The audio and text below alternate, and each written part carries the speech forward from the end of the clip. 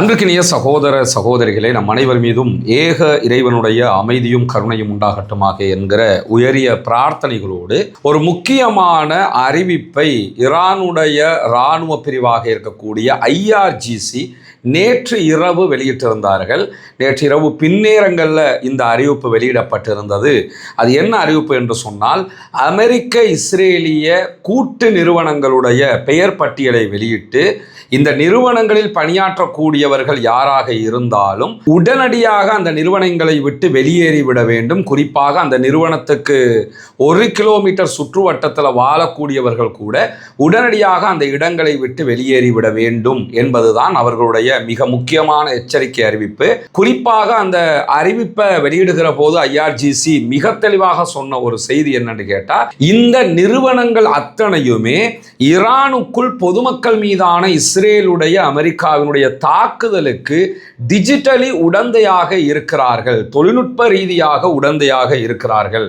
ஈரானுடைய மக்கள் பயன்படுத்தக்கூடிய இவர்களுடைய தொழில்நுட்பங்களை கொண்டு அவர்களை வேவு பார்த்து பொதுமக்கள் இருக்கக்கூடிய இடங்கள் மீது தாக்குதல் நடத்துவதற்கு இவர்கள் அத்தனை பேருமே துணை போகிறார்கள். எனவே இவர்கள் மீதான தாக்குதல்களை ஆரம்பிக்க போகிறோம் என்பதுதான் அவர்களுடைய அறிவிப்பு. குறிப்பாக இஸ்ரேலில் இருக்கக்கூடிய நிறுவனங்கள், மத்திய கிழக்கில் மிடில் ஈஸ்ட் கண்ட்ரீஸில் இருக்கக்கூடிய நிறுவனங்கள், அந்த நிறுவனங்கள் அனைத்தினுடைய பெயர் பட்டியலையும் வெளியிட்டிருக்கிறது ஈரானுடைய புரட்சிகர இராணுவ பிரிவாக இருக்கக்கூடிய IRGC வெளியிட்டிருக்கக்கூடிய பட்டியலில் முதலிடத்தில் இருப்பது ஆப்பிள் நிறுவனம்.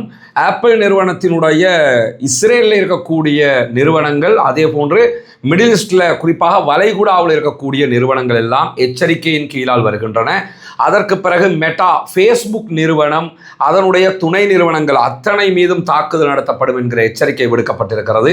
அதே போன்று மைக்ரோசாஃப்ட் மேலே தாக்குதல்கள் நடத்தப்படும், பில்கேட்ஸினுடைய நிறுவனம், அதன் மீதான எச்சரிக்கைகளும் மொத்தமாக விடுக்கப்பட்டிருக்கிறது. அதே போன்று கூகுள், யூடியூப் உள்ளிட்ட கூகுளுடைய எல்லா துணை நிறுவனங்கள், மெயின் நிறுவனம் அத்தனை மீதும் எச்சரிக்கைகள் விடுக்கப்பட்டிருக்கிற அதே நேரத்தில் HP, இன்டெல், IBM, சிஸ்கோ போன்ற முன்னணி நிறுவனங்கள் மீதும் தாக்குதல்கள் நடத்தப்படும் என்கிற எச்சரிக்கைகள் விடுக்கப்பட்டிருக்கிறது. அதே போன்று எலான் மாஸ்கினுடைய Tesla, Nvidia, Oracle, JP Morgan, Boeing உள்ளிட்ட நிறுவனங்கள் மீதும் தாக்குதல்கள் நடத்தப்படும் என்கிற எச்சரிக்கைகள் பகிரங்கமாக விடுக்கப்பட்டிருக்கிற அதே நேரம் மேலதிகமாக இஸ்ரேலுடைய ஹைஃபாவில் இருக்கக்கூடிய AT&T என்கிற நிறுவனத்தினுடைய அனைத்து தொழில்நுட்ப பிரிவுகள் மீதும் தாக்குதல்கள் நடத்தப்படும் என்று சொல்லப்பட்டிருக்கிறது. குறிப்பாக இன்றைய நாள் ஏப்ரல் 1ஆம் தேதி ஈரானுடைய டைம் சரியாக இரவு 8 மணி வாக்கில் இந்த தாக்குதல்கள் நடத்தப்படும். எனவே அந்த நிறுவனங்களுடைய ஊழியர்களும் அதை சுற்றி இருக்கக்கூடியவர்களும் உயிரை பாதுகாப்பதற்காக வெளியேறி விடுங்கள் என்பதுதான்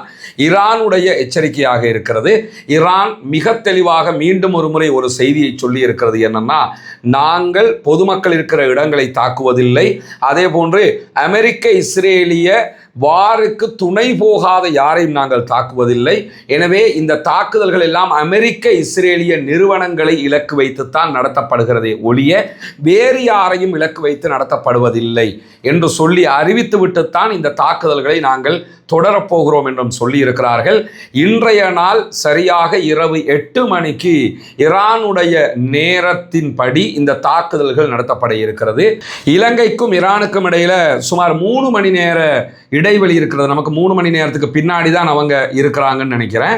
அப்படி இருக்கும்போது இரவு 8 மணி என்று சொல்லி சொன்னால் நம்ம நாட்டு நேரம் இரவு 11 மணிக்கு பிறகுதான் இந்த தாக்குதல்களை ஈரான் நடத்த இருக்கிறது என்பதை பகிரங்கமாக அறிவித்திருக்கிறார். அதே நேரம் ஈரானுடைய வெளிவிவகார அமைச்சர் ஃபாரின் மினிஸ்டர் அப்பாஸ் அராக்சியும் ஈரானுடைய ஜனாதிபதி மசூத் பெசக்ஷியனும் ஈரானுடைய நேஷனல் டே ஃபங்க்ஷனில் பொதுமக்களோடு மக்களாக தைரியமாக மீண்டும் களத்தில் வந்து நின்று ஊடகங்களுக்கு பேசிவிட்டும் சென்றிருக்கிறார்கள்.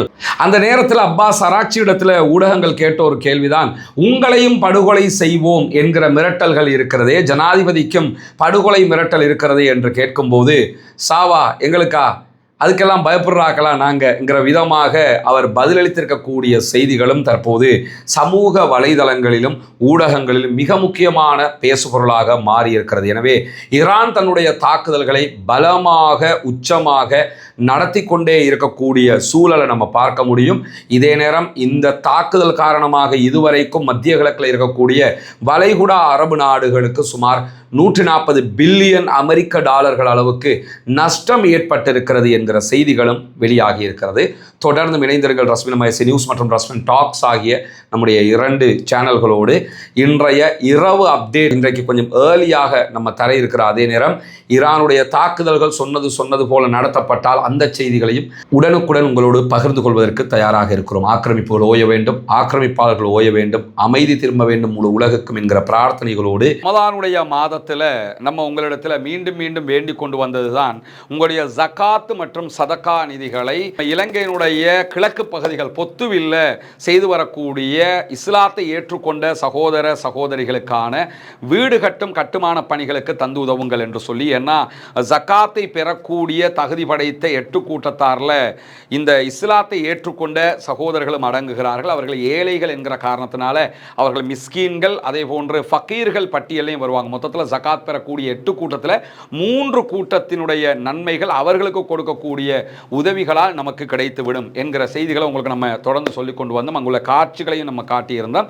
ஏற்கனவே 5 வீடுகளை நம்ம கட்டி கையளிச்சிருக்கிறோம். அந்த காட்சிகள் எல்லாம் தொடர்ந்து நீங்கள் பார்த்து வருகிறீர்கள். அதை தாண்டி இன்னும் 9 வீடுகள் கட்ட வேண்டிய தேவை இருக்கிறது. மொத்தம் 14 வீடுகள் என்கிற தகவல்களை உங்களுக்கு நம்ம சொல்லி வந்தோம். உதவிகளை நீங்கள் தொடர்ந்து வழங்கி வருகிறீர்கள். உங்களுடைய ஜக்காத்து தான தர்மங்களை தந்து வருகிறீர்கள். அந்த அடிப்படையில் தற்போது நம்ம 6வது வீட்டை கட்டுகிற பணியை ஆரம்பித்திருக்கிறோம். அதனுடைய காட்சிகளை தான் நீங்க முன்னாடி பார்க்கிறீங்க. நீங்கள் தரக்கூடிய உதவிகளை கொண்டுதான் மக்களுக்கு தேவையான ஏழை எளிய மக்களுக்கு உரிய எல்லா காரியங்களையும் நம்ம பண்ணி வர்றோம். தித்வா புயலுக்கான பணிகளாக இருந்தாலும் சரி, அதற்கு பிறகு வாட்டர் டேங்கை நம்ம ஓப்பன் பண்ணி கொடுத்ததாக இருந்தாலும் சரி, மற்ற எல்லா பணிகளும் நீங்கள் தரக்கூடிய ஜகாத்து தான தர்மங்களை கொண்டு ஏழைகளுக்கு முறையாக செய்யப்பட்டு வருகிறது என்பது உங்களுக்கு தெரியும். அந்த அடிப்படையில் தான் தற்போது அல்ஹம்துலில்லாஹ் 6வது வீடை கட்டுகிற பணியை நம்ம ஆரம்பிச்சிருக்கிறோம்.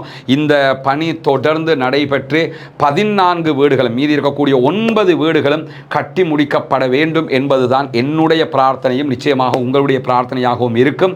எனவே இந்த பணியை சிறப்பாக முடிப்பதற்காக தொடர்ந்தும் உங்களுடைய உதவிகளை வாரி வழங்குங்கள் என்கிற கோரிக்கையை இந்த இடத்திலே முன்வைத்துக் கொள்கிறேன்.